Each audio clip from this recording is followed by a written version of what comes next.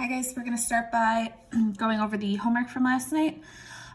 So number one, which of the following could not be the value of a probability? Remember that we said that anything with a definite probability can only add up to 1 or 100%. So since 5 over 4 is greater than 1, it could not be the value of a probability. Number two, if a month is picked at random, which of the following would represent the probability that its name will begin with the letter J? So the three possibilities are January, June, and July. So that is 3 out of 12 months, which simplifies to 0.25. Number three is saying if a coin is tossed twice, which of the following gives the probability that it will land both times heads up or both times heads down? So what that's saying is that we're flipping a coin and we want the probability that we get heads and heads, or the probability that we get tails and tails. So remember that the end means I'm going to multiply. So the probability of heads is 0.5 times the probability of heads is 0.5, or means I'm going to add. Probability of a tails is 0.5 and the probability of a tails is 0.5. And when I multiply 0.5 times 0.5 plus 0.5 times 0.5, I actually get 0.5 as a probability as well. Number four, they're giving you a spinner, and the first thing that they want you to do is list out the sample space, so the possible spins that you could get. So you could spin a 1, then a 1, 1, then a 2, 1, then a 3, 1, then a 4, 2, then a 1, 2, then a 2, okay, and so on and so forth. So these are the 16 possibilities that you could get when you spin the spinner twice. And then part B says, using your answer from part A, determine the probability of obtaining two numbers with the sum of 4. And those options would be if you spun a 3 and a 1, a 2 and a 2, or a 1 and a 3. So that's 3 possibilities out of the total 16.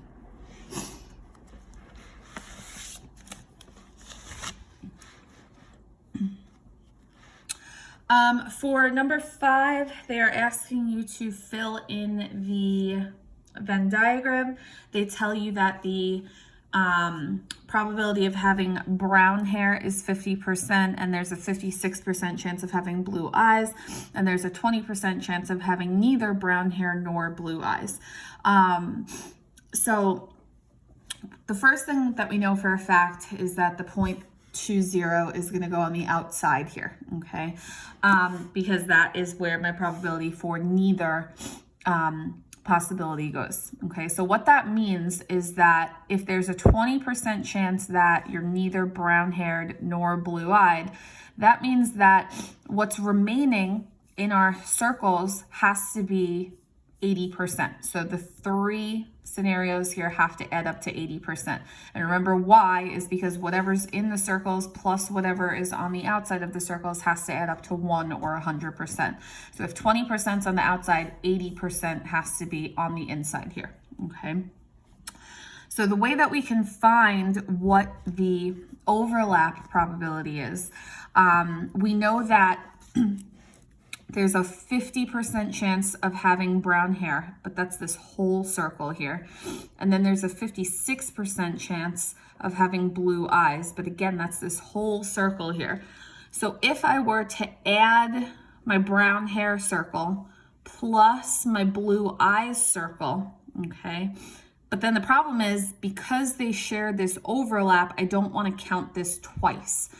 So really what I want to do is I want to do my brown hair circle plus my blue eyes circle, but then I want to subtract this overlap piece because then that would be counting it twice. So we would have 0.5 plus 0.56 minus x. We're going to see that x is our overlap. And then we know that that has to be equal to 0.80, okay, or 80%. And then when we do a little algebra, we find that there is a 0.26 chance of having both brown hair and blue eyes.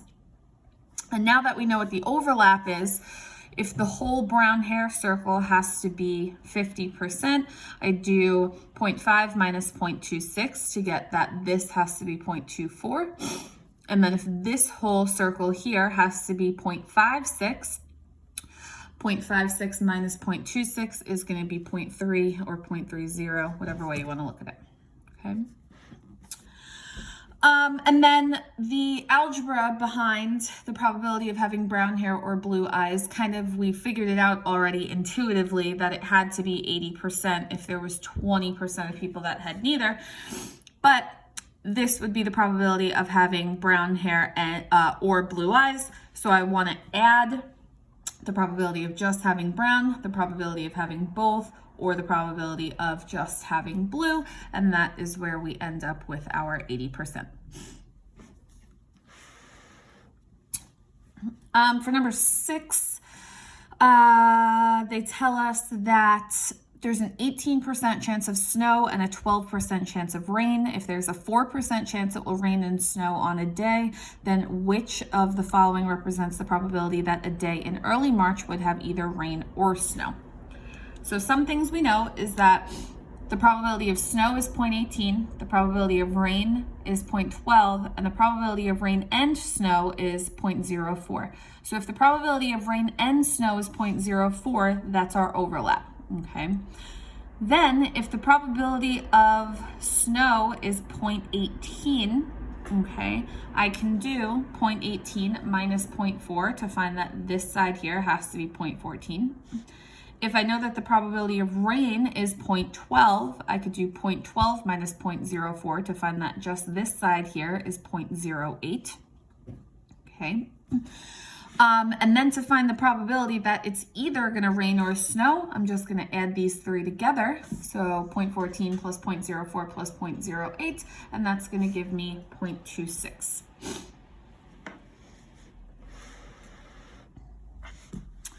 7, a recent survey of Arlington High School 11th grade students found that 56% were female and 58% liked math as their favorite subject. If 76% of all students are either female or liked math as their favorite subject, then what percent of 11th graders were female who liked math as their favorite subject? Okay.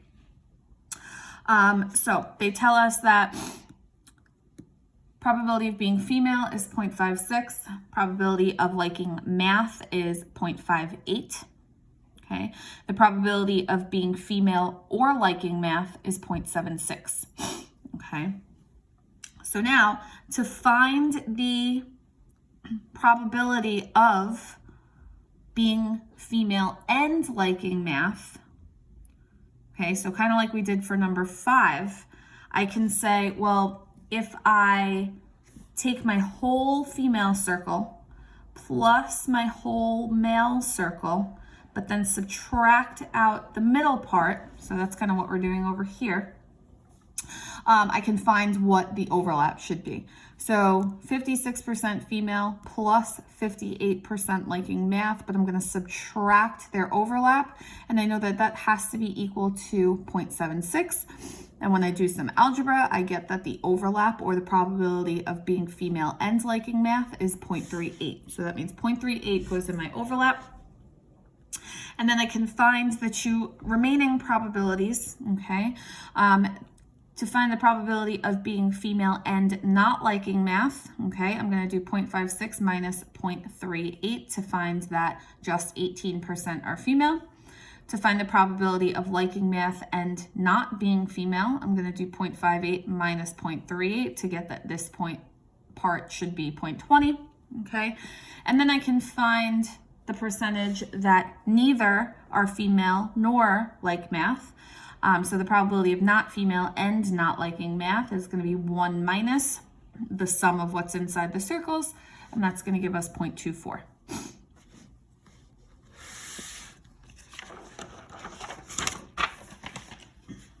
Okay, of course, if you guys have any questions on any of that, please feel free to send me an email.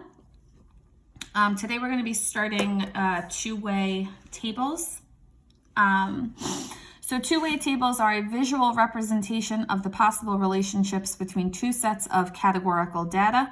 The categories are labeled at the top and the left side of the table with a frequency or a count of information appearing in 4 or more interior cells of the table.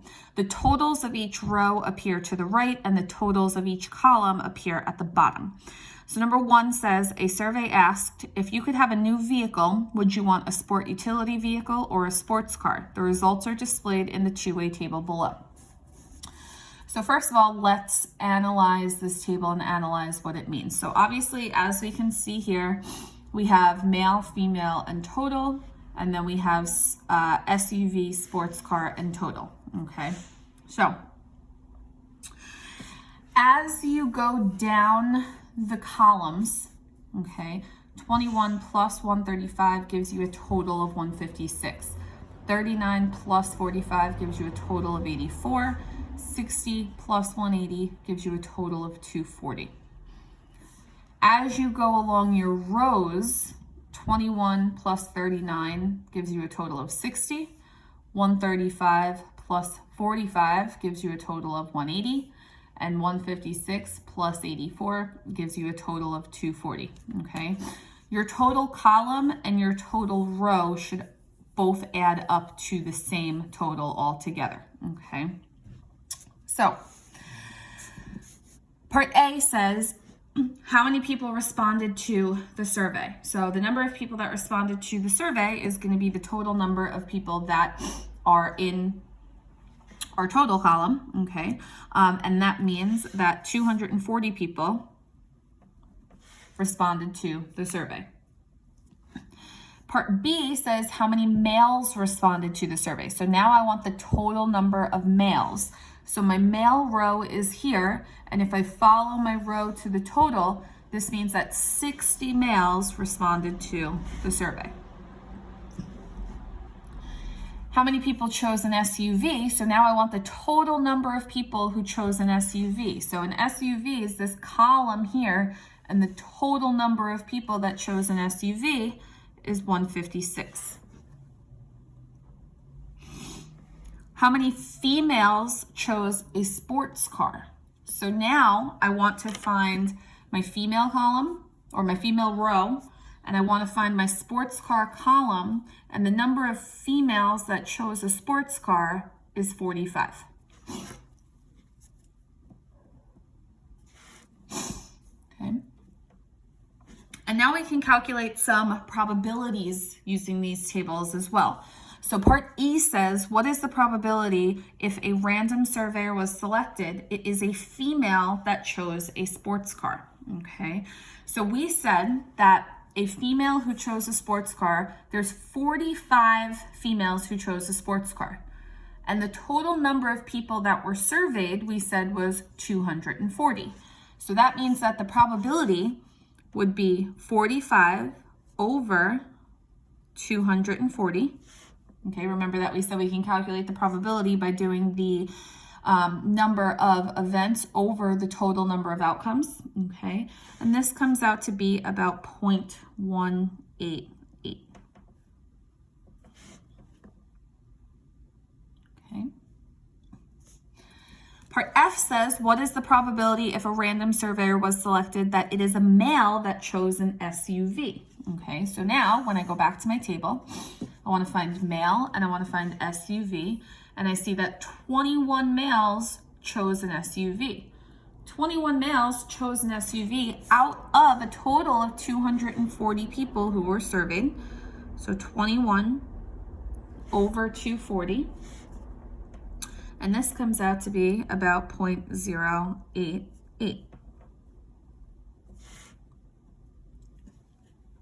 Okay.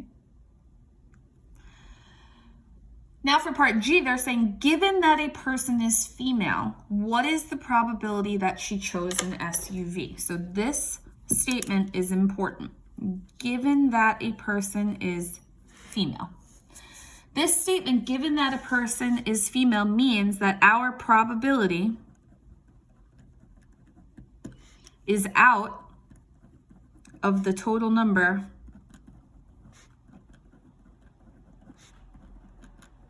of females. Okay, so now I don't care about the males. Now they're saying, I'm telling you that the person that I'm surveying is a female. Okay, and I want to know, out of those females, what's the probability that she chose an SUV? Okay, so the number of females who chose an SUV is 135, and there were a total of 180 females that were surveyed. So this probability is going to be 135 over 180. And this means that about 0.75% of females chose an SUV.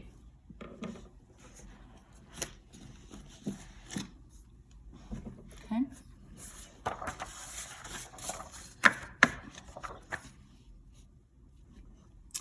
Okay, number 2 says, health officials in Milwaukee, Wisconsin were concerned about teenagers with asthma.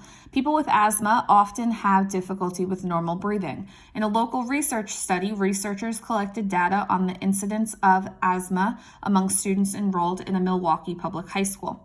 Students in the high school completed a survey that was used to begin this research. Based on this survey, the probability of a random selected student at this high school having asthma was found to be 0.193. Students were also asked if they had at least one family member living in their house who smoked. The probability of a randomly selected student having at least one member in his or her household who smoked was reported to be 0.421.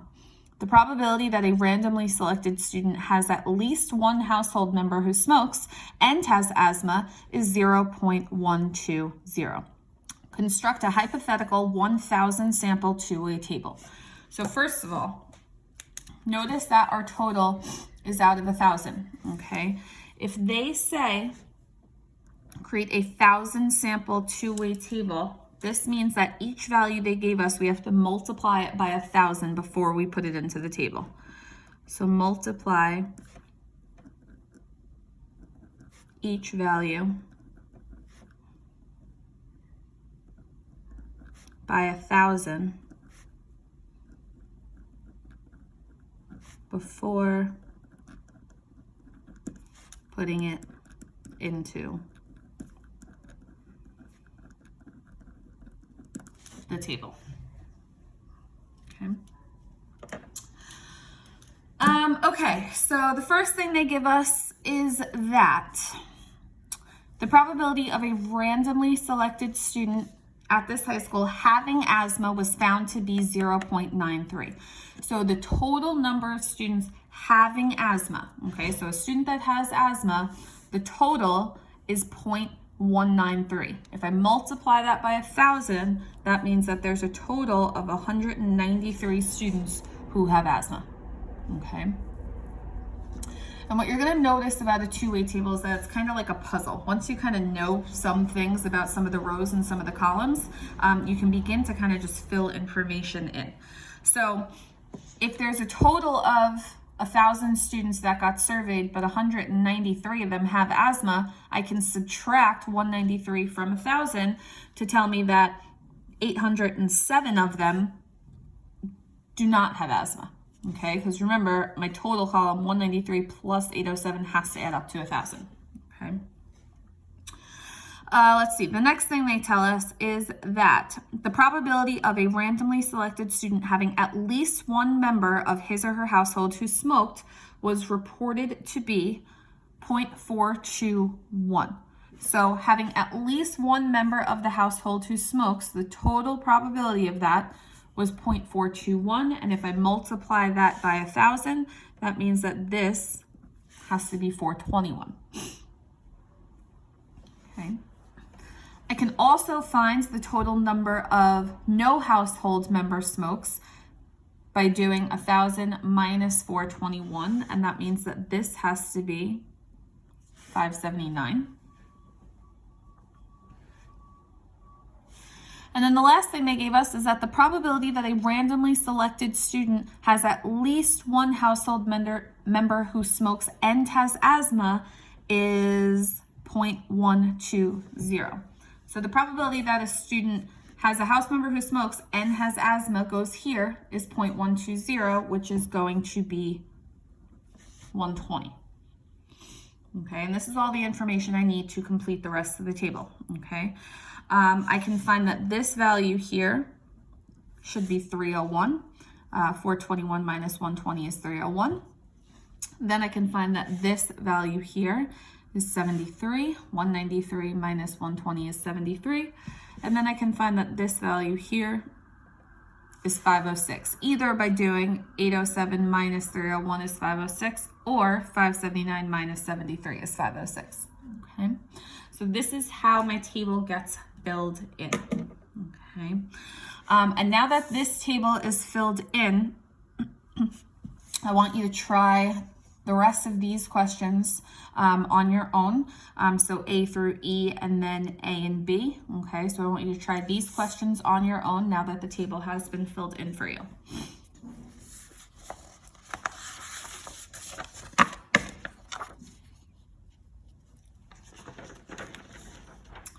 Number 3 says, Bethany surveyed students at her high school. She found that 78 students own a MacBook and 57 of those students owns an iPad. There are 13 students that do not own a MacBook but own an iPad. 9 students do not own either device. The first thing they want us to do is construct a Venn diagram summarizing the information.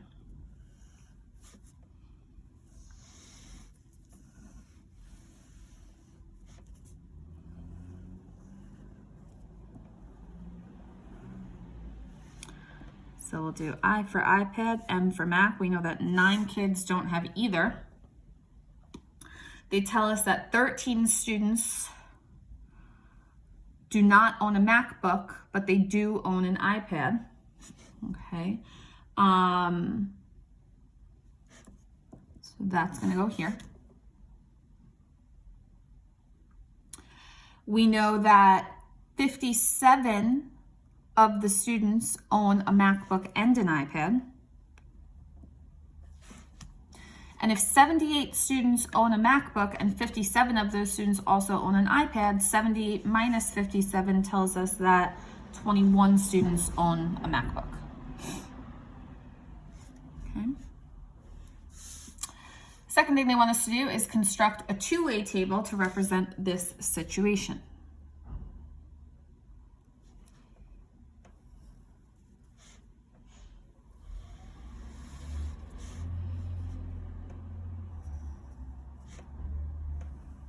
So we are going to have a 4x4 table.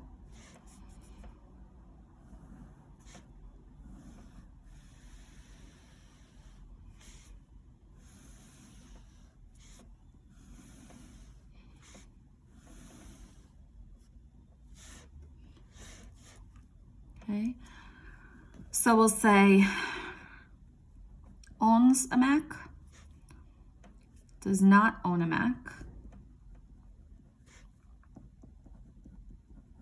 and the total. And then here we'll say owns an iPad, does not own an iPad, and the total. Okay.